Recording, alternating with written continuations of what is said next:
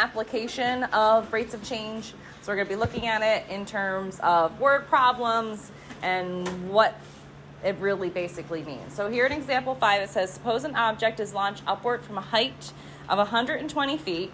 So it means like we're on a platform 120 feet, gets shot off with an initial velocity of 48 feet per second, which is our initial velocity is always the B term. Our initial height is always our y-intercept, so our C term. And then where does the negative 16 come from, my science people? Gravity, right? And if we're in feet per second, it's negative 16. If we're in meters per second, it's 9.8. Perfect. Good job. You guys passed science. Okay, so if we wanted to find the average velocity, so the average velocity in the first 2 seconds after the object is thrown, we're going to want to find the average velocity, which is really kind of the average rate of change. Oops, come back. I don't know why it does that the first time. So instead of average rate of change, let's just put average velocity, VEL, is going to be equal to, and we're waiting for the first 2 seconds. So we're going to do h of t, or h of 2 minus h of 0 divided by 2 minus 0. Evaluating that. Is everybody okay with me just telling you numbers? So my numbers for that is 152 minus 120 all over 2, which comes out to be 16 feet per second. So what does that mean? So between 0 and 2 seconds, my average velocity, my average speed was 16 feet per second of that rocket. Or I guess it's not a rocket, object that was launched. If I wanted to do the same thing for 2 to 4, we would find our average velocity of h of 4 minus h of 2 all over 4 minus 2. And I'm assuming we all can plug it in to get 56 for h of 4 and 152 for h of 2 all over 2, which simplifies to negative 48 feet per second. Okay, so now let's think about this. If my velocity between 0 and 2 is positive, what does that tell me about the graph? Is it increasing or decreasing? It's increasing, right? It's going up. And then from 2 to 4, we have a negative velocity, which means my object is going down. So what does that tell you about 2? The number 2. Aki?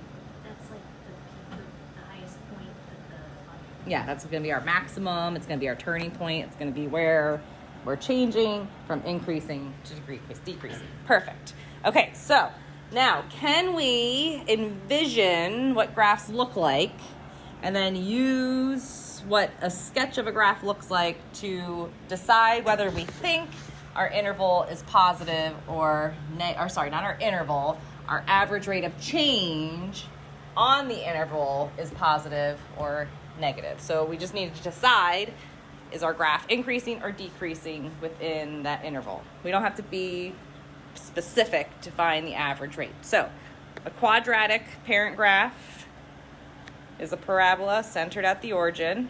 Looks something like this. We're decreasing on the left of 0 or increasing on the right of 0. So the interval from 2 to 3 maybe is like in there, potentially. So is my average rate of change positive or negative? Positive, good.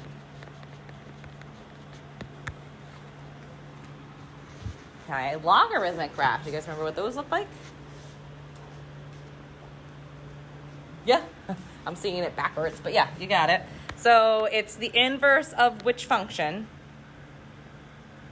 Logs are inverses of? Square roots. Not square roots. Square roots, the inverse of square roots would be squared, right? Yeah. Exponential. So an exponential graph goes like this. So logarithmic graph is going to go like this, with the y-axis being our vertical asymptote. Okay, so am I decreasing or increasing on this function as I walk along? The whole thing's just increasing, right? The whole entire way just keeps increasing. So on any interval, doesn't matter what it is, it's always going to be increasing, so it makes it positive.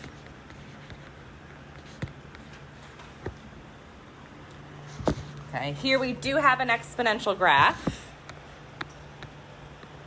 Normally, if I have something growing exponentially, it starts off small and gets bigger, bigger, bigger, bigger, bigger, bigger, bigger. Don't write this, just like this.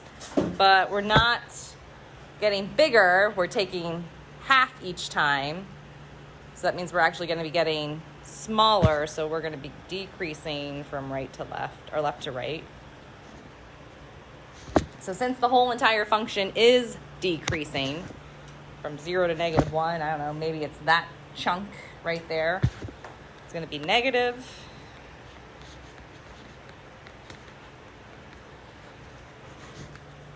And then for the last one, what type of function do we have?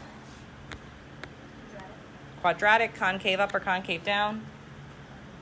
Concave down, y-intercept at 5. So maybe something like this. Oops, I want my turning point right there on the axis. That was even worse, but you get the idea. So 1 to 4, is it on the left or the right of the turning point? It's on the right, so are we positive or negative? Negative, because my slope is negative.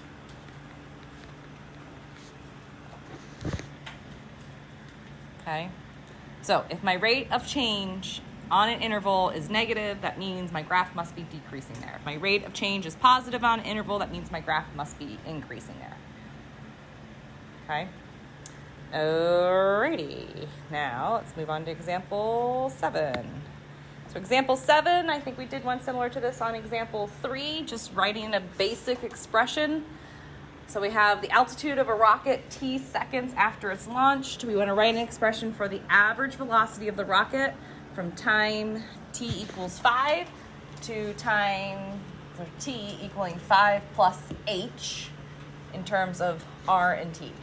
Okay, so our average rate of change is going to be equal to r evaluated at 5 plus h, which we don't know what that is because we don't have a function, minus r evaluated at 5, divided by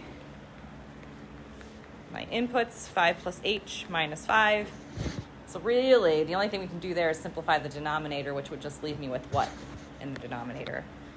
H. Good. So our average rate of change is equal to r of 5 plus h minus r of 5 all over h. And that would be our expression for the average velocity of a rocket in that time interval. Okay. All right, so now example 8, I want you guys to work on within your groups. So really quickly for this problem, I want to just do a little bit of calculator work here quickly. If I were trying to get the most precise answer, which I guess it doesn't really matter here, but when we start getting into trig functions, rounding is going to make things a little bit different. So when you're on your calculator, to kind of make your life easier, we all went over how to get to that fraction bar, right? So everybody can get to the fraction bar on their calculator by hitting alpha y equals. And then what I would do, if this were me personally, like I would write out my work of f of 1 minus f of -1 all over 1 minus -1. So I will consider that showing work. And then I would have jumped over here to my calculator and I would have grouped my first expression, which is x squared minus 2x plus 3 with 1 evaluated. I mean, this isn't that hard to evaluate mentally. So 1 squared, oops, I didn't want to do that. Delete that parenthesis.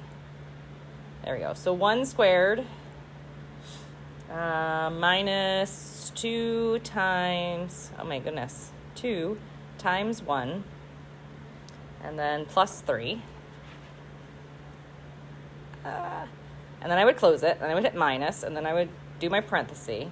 And now I have to do a double parenthesis around the -1, or just know that anytime I square negative, it would be positive. So I could just put 1 in there instead of -1. Minus 2 times -1 plus 3, close it, all over 1 minus -1, hit enter, and it pops it all out in once. Okay, so that's one way you can do it, especially when we have trig functions involved, so you don't have to worry about rounding your decimals. Was it hard to evaluate that function for 1 and -1? No, it wasn't, but just kind of going through that with the easier stuff. Okay, so did you get -2 and then +2 for your A and B? Hopefully. Let me get myself back up here. So you've got your, why does it do that?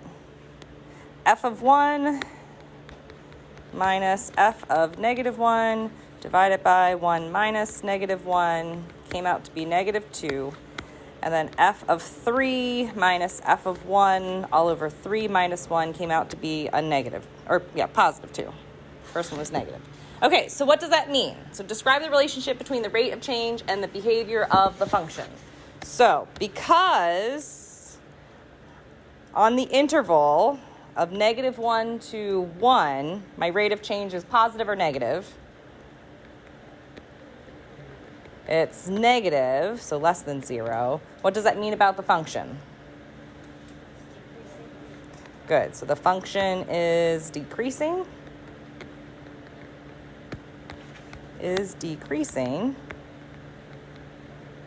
I don't know if I have good English here. You get the drift. So then on the interval from 1 to 3, since the rate is positive, then our function is increasing. Function is increasing. You can either use your arrow or write out the word increasing. Either works. So then how would you describe the rate of change at x equals 1? What is the rate of change? 0, right? Because it's a turning point. It's flattened out there at the bottom. So x equals 1 is a turning point. Oops. So the rate of change is equal to 0, or is 0.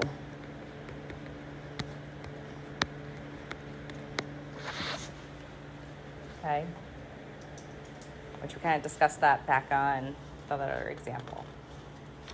Okay. Number 9, we're going to divide and, well, maybe we'll divide and conquer. Is everybody okay with me telling you the results for that table up there, or do you guys want to plug them out and figure them out yourselves? Just tell you? Okay, I was gonna break up the 6 for you guys to do. I would have gave you each one, and I would have done 2. But save ourselves some time. I feel like you'd be able to find the average rate of change between this interval. Plug in 2, plug in 1.9, divide. Okay, so the average velocity from 1.99 to 2 is 39.9, if you trust me. From 1.999 to 2, it's 39.99. The next one was 40. Then it goes to 40.01. Then it goes to 40.1. And it goes to 41. Okay, so what's happening? Here I have an interval that's pretty close to 2. And its average rate of change, or average velocity, because now we're talking about velocity, the speed of an object going up, is 39.9. Did my interval get larger or smaller from the first to the second? It got smaller, right? Because this number is much closer to 2 than 1.99. So my interval got smaller, which means we got a little bit more accurate. Here my interval got a little bit larger, right? Because now we went a little bit beyond 2 from this one to this one. So now we're at 40. Here we're getting, this one's probably a little bit larger, right? So as we're hovering closer and closer to 2, so getting closer and closer and closer to 2. What would you approximate the exact velocity of the car at 2 seconds to be? What do you think? Which one of those gives us the best approximation for getting closer and closer to 2? First, second, third, fourth, fifth, sixth? I'd say the middle here at the third, right? Somewhere in between here. I mean, 39.99 and 40 is about the same. So somewhere probably in here. Maybe it's 39.9999. I don't know, nines. So if we had to estimate, what would you say? Right off the bat, you'd say 40, probably? Yeah, that's what I would do too. So I would say something to the effect of the velocity at, are we in T's? Yes. T is equal to 2 seconds is approximately 40 feet per second. Okay, so we can find exact velocity at a point, right? Because this is representing the distance in time, right? So we can find the velocity at a point. This gets us the average velocity. So we can only find average velocity within intervals to help us estimate actual points. And we'll get to why we can't do it with actual points here in the next example. Okay, so in example 10, here's where we're gonna do the trig. So I want you guys to practice plugging this into your calculator so we're not rounding. It says the traffic flow at a particular intersection is modeled by the function f defined by f of t equals 96 plus 5 sine t over 2. And we're going from 0 to 30 minutes. So we want to know what's the average rate of change. So again, we're finding average rate of change of the traffic flow over the time interval from 3 to 8. Indicate the units of measure. What does this rate tell you about the flow of traffic? Okay, so our average rate of change from 8, so we're going to do an f of 8 minus an f of 3, and we're going to divide that by 8 minus 3. Okay, so now let's see if you can do this on your calculator. Is everybody okay if I clear out of the screen? Okay, so calculator in hand, get a fraction bar, so second y equals, and now we're going to group, because your calculator will do order operations, but if we do not put a parenthesis to group that expression together, it's going to do that plus and then that minus and then another plus and then a minus. So we have to use a parenthesis to group our first. We're going to do 96 plus 5, then hit the sign button. Then you can either do 8 divided by 2, or if you want to be fancy and just put 4, that's fine. Close your parenthesis again if you had parentheses for that fraction. And then we're going to subtract from that 96 plus 5 sine 3 divided by 2. Do a double close. And then move down to your denominator and put it in 8 minus 3 and hit enter. If you did not get that answer, you are in the wrong mode. So if you did not get negative 1.75, you need to go back into your mode and make sure that radian is highlighted instead of degree. The only time we're going to be in degrees in this class is if we're specifically talking about something being in degrees. If there's no terminology of degree anywhere, then make sure that you are in radians. Was everybody able to get to at negative 1.75? Yeah? Sweet. Okay.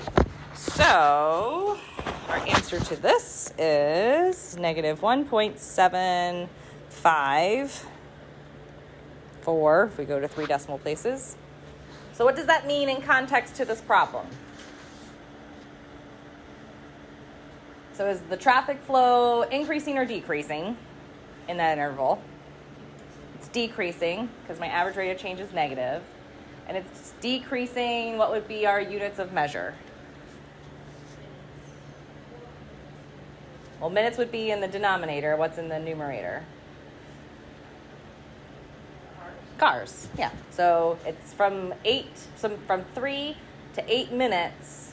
The traffic flow is decreasing by about 1.8 if we round. Okay, so let me write this out. So traffic flow is decreasing. Ran out of room. Decreasing by about 1.8 vehicles per minute from 3 to 8. Okay, because I'm using the word decreasing, I don't need to then attach the negative to that 1.8.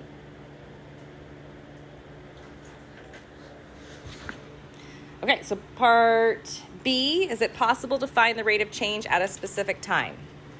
So if I wanted to find the average rate of change, or the rate of change on an interval from 8 to 8, what would happen to this formula? We would divide by 0, because we'd be doing 8 minus 8. And can we divide by 0? No. If we all divided by 0, if everybody in the whole entire world divided by 0, I think the world would explode. Maybe. I don't know. Okay, so you can't, because that would cause division by 0.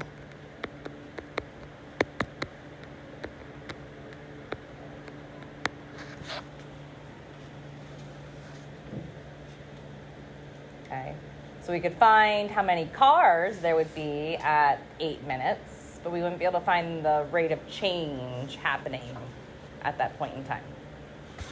Questions with that? Okay, and then the last two parts. Oops. My calculator up here. C and D. Go ahead. So now we're going to do our rate of changes on smaller intervals, and then we're going to use that to try to estimate what we think it would be at t equaling 8. So let's explore the rates of change at 2 points over small intervals. Estimate the rate of change of the traffic flow at t equaling 8 by finding your average rates from these 3 different intervals. Okay, so first interval is 8 to 8.1. Are you guys all okay with me giving you just what it is? I feel like we've hit the nail on the head multiple times enough to know how to do this. So the average rate of change of that interval was negative 1.56. Why not? That's weird. Thanks for catching that. Oh, I just lost internet.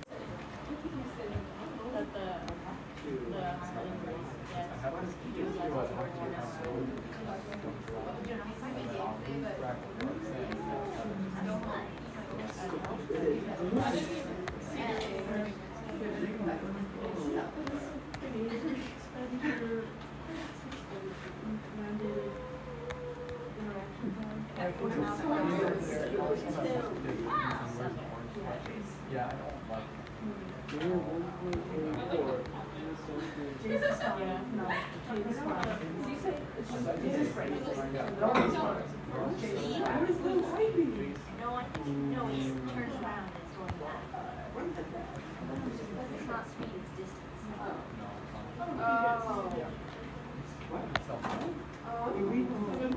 You're a slow cow. You're a slow cow. How did I be able to